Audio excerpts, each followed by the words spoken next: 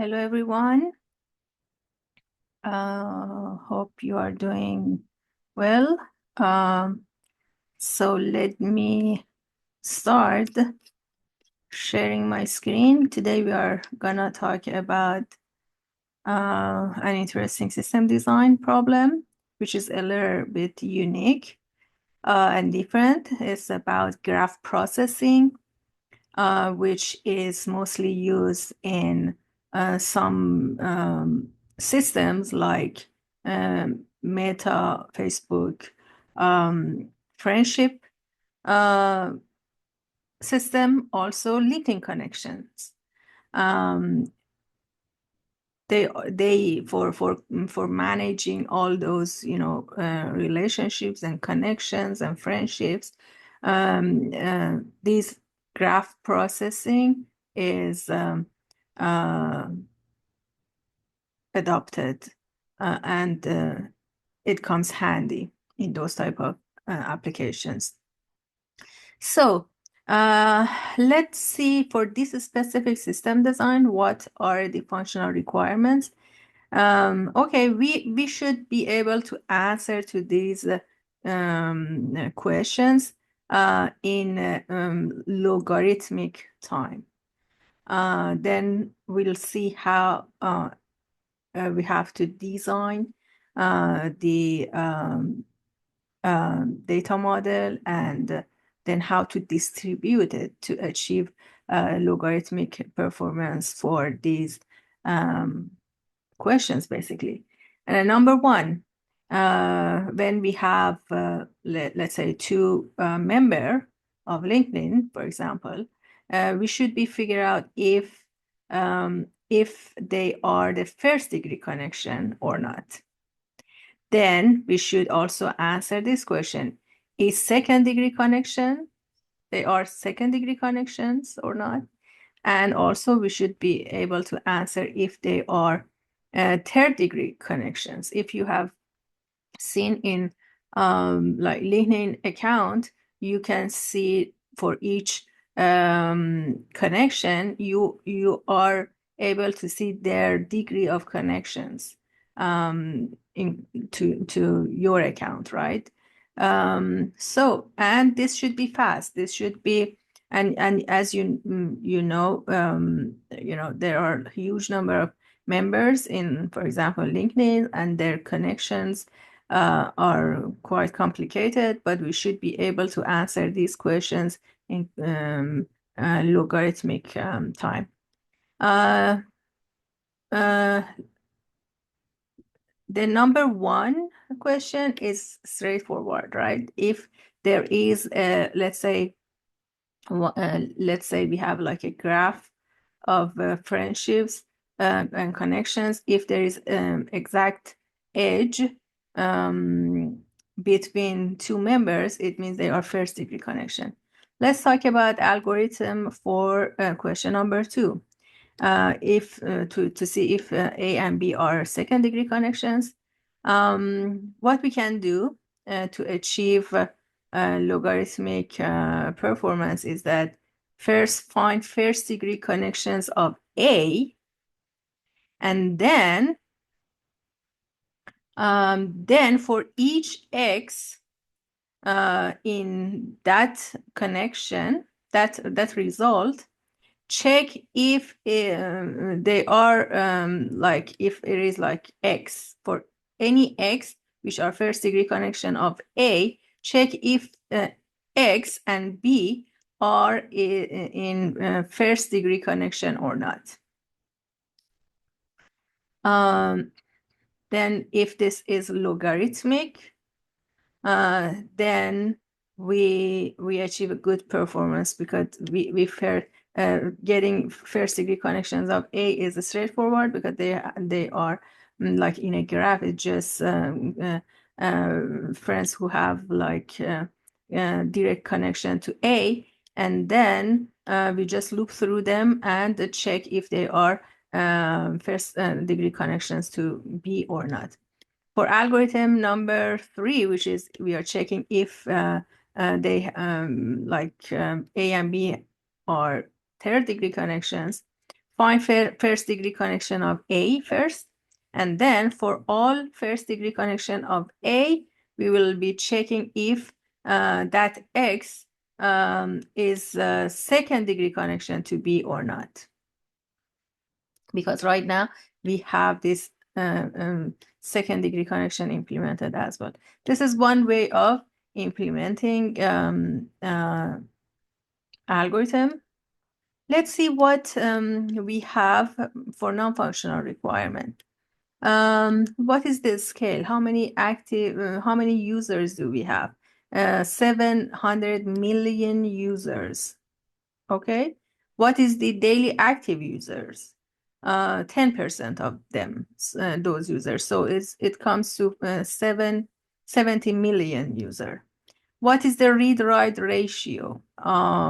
So read is way more than write, because creating a connection is way less than checking connections. So read to write is 100 to 1. So read throughput is going to be in like 700 million daily. Yeah, this is just multiplying 7 million daily active users in if daily active users in the number multiplied by 100. So the throughput will be 700 query per second. And okay, then let's see how many storage we will be using to store friendships or connections, right? 700 million users. Each user, if there is 1 kilobyte, it comes up to 700 gigabyte. This is just for user. And then we also need to store the connection between them, the edge between them, right? So new connections that is made every single day, it comes up to 10K in 16 byte.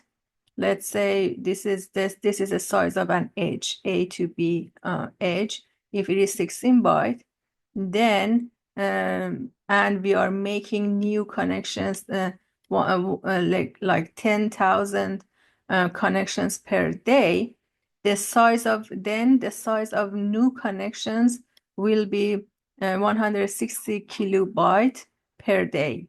The new data that every day we are adding to connections.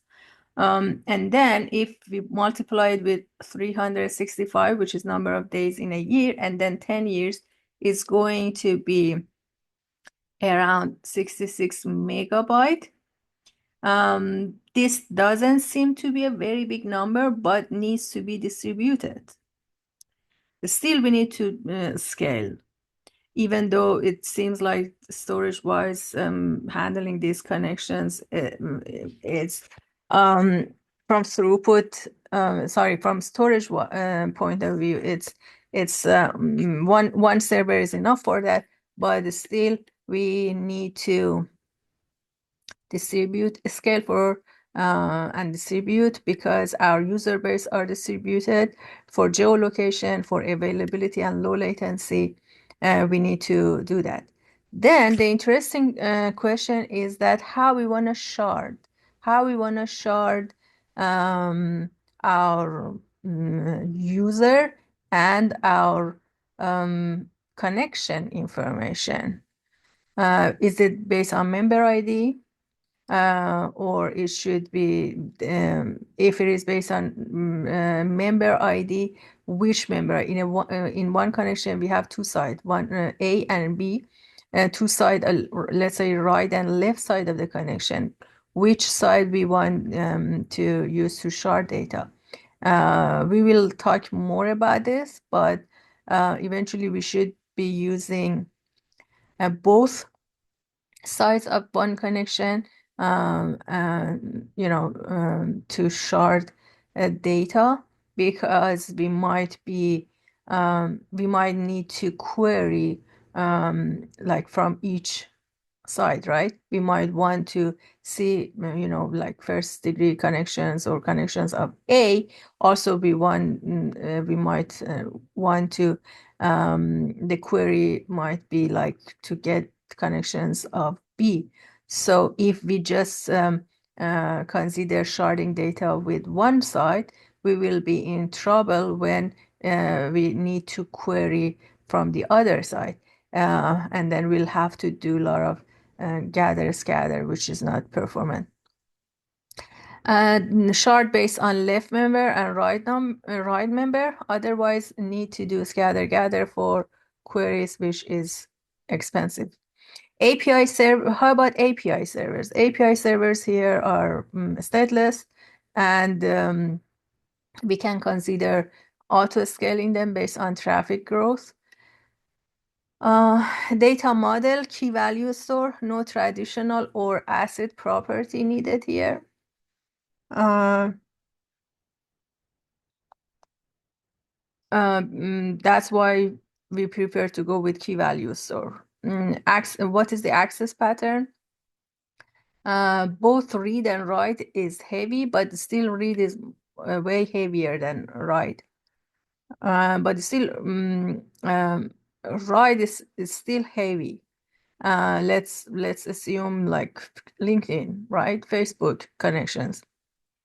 So in order to be able to scale, and we can use NoSQL key value data store to benefit from like horizontal scaling of these databases. Also, LSM architecture behind these databases gives us like low latency. So let's go and use key value store. In database, we store nodes and edges, but they are populated in memory as graph, um, graph list to process API above, right? So when it comes to memory, we create a graph from those nodes and edges, and then we can process and answer our queries using graph in memory. So let's talk about data model. Like a member, we will have member ID, name, let's maybe last name. Then a connection would be mostly like member 1 ID, member 2 ID, or left member ID, right member ID, something like that, to keep the connections. The high level design would be a user. We will have a load balancer. This load balancer might be not just one load balancer. This is distributed data center. It could be a hierarchy of data, a load balancer, geo load balancer, and DNSs across the globe to be able to serve users, in different regions of the world. But like a very high level, we have load balancer, which will route data queries to first use a user service to let's say sign up user service and user profile. This can be like because again transactional matter is not important maybe, but it should be consistent because we don't want to lose data. Consistency matters. We can go with some NoSQL database, which is also support consistency layer, maybe like Cassandra. And then we have like connection service, which connection service but we will have two lane for that connection service. One lane is write lane. Basically here I'm talking about uh, mm, uh, applying a design pattern called um, CQRS, command query um, segregation uh, pattern, design pattern, which encourages when the read and write ratio is way different, to separate read lane versus write lane. So we have like a connection, create connection uh, microservice, and we will have like a get connection degree microservice, um, which is a read lane. So these read replicas, read servers can be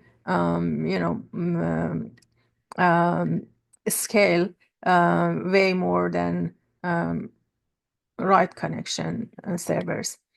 But still, all these servers are stateless, so we can consider scaling them, either um, like manual scaling, or for spiky traffics, we can also consider auto scaling based on the traffic and resources.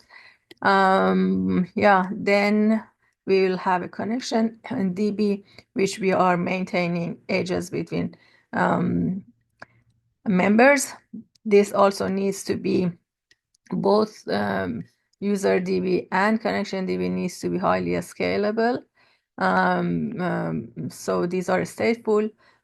We will need to use some mechanism like consistent hashing, which comes with many NoSQL databases. And as we said, we will need to shard data for user DB based on member ID, and for connection DB based on left member and right member both, to be able to answer queries from one shard and not have to scatter gather. So deep dive, I'm just talking about the same concept in a little more detail. Shard need to be two-dimensional. Hash, let's say we want to go with member ID, and only one side, right? If we do this, we go, okay, give me a member ID, we'll hash it and mod it to number of databases. Then if we do that, it means, let's say if our edges are like this, A to B, A to C, B, D, C, D, then if we start using this hashing function with only first left side of edges, we end up to something like this. A will go to shard 1, B will go to shard 2, let's say C will go to shard 3. So we will have something like this. Just think about the blue characters here. Shard 1 will have B and C, because here we had A to B, A to C, right? Shard 1 will have B and C. Shard 2 will have, which is basically how we sharded B, shard B will have D only, because B to D, and then C to D. Shard D will have C. Then let's say if we decide to query, get the connections of D, member D, then this is very hard, right? Because we didn't shard based on D anywhere, like based on the second members or right members. So in order to get connections of D, we'll have to go to all shards and then go through all values stored in that shard, and understand, okay, like where in which shards we have D, and then answer that query, which is not performant at all. But the solution is that if we could also shard by D, right? Then we had let's say we hash D and then model to the 4, it comes up to some number which we map it to shard 4, and we put all connections to D in this shard, which is D is connected to C and D is connected to B, and C will be in the shard 4. Then next time when we want to query it, it's easy. We just get the hash of D again and map it to 4. It comes to the number which maps to shard 4, and we go to shard 4 and get B and C. So this is all I've been also explaining in these few lines. If we want to query connections of D, have to do scatter gather and query multiple shard, expensive. Solution is two-dimensional sharding. It means we should shard based on both nodes in connection edges. D, let's say, maps to shard 4. And now if we answer now, get connections of D is easy. Hash D mode 4. It comes to shard 4, and then we query shard 4 and we return B and C. So beside this, remember to talk about scalability, which is important in this system, distributing services and data based on geolocation, and of our user base are distributed. For availability, all these services needs to have replicas in multi-zone. Even for disaster recovery, we might consider, if the cost is not an issue, we can also use multi-region to have like replicas of our server and data. As I said, the load balancer is like a hierarchical load balancer to support our distributed user base. And there shouldn't be any single point of failure. Even load balancer should have replicas. By replicas, I mean another instance, a load balancer, a secondary, that can handle the traffic if something goes wrong with the main load balancer. And for deployment, we can be using declarative approach. We can use something similar to like Kubernetes using like pods and deployment. We can auto scale replicas based on traffic that comes to a cluster and from load balancer. Then we should have a rollback mechanism, certainly, and rollout should be gradual rollout, something like a canary mechanism. We should have feature flags so that if things go wrong, we can easily roll back to the healthy commit. Yeah, these are a couple of considerations for deployments. Also, we can talk about deployments. The health check of systems should happen frequently. We'll have a cluster and cluster manager. We'll keep an eye on healthiness of the microservices.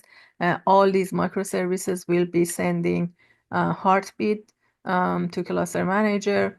And then if cluster manager does not receive signal from user from services, they act upon that, and they might want to switch to another healthy service.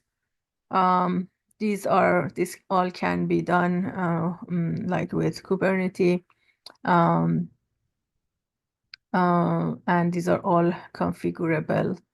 Yeah, you can talk a little bit about deployment and scaling, availability, geolocation. These are all great topics to discuss when it comes to distributed systems. Um, yeah, that's all. Thank you so much for your time. I hope you like this system design discussion. Until next time, bye bye.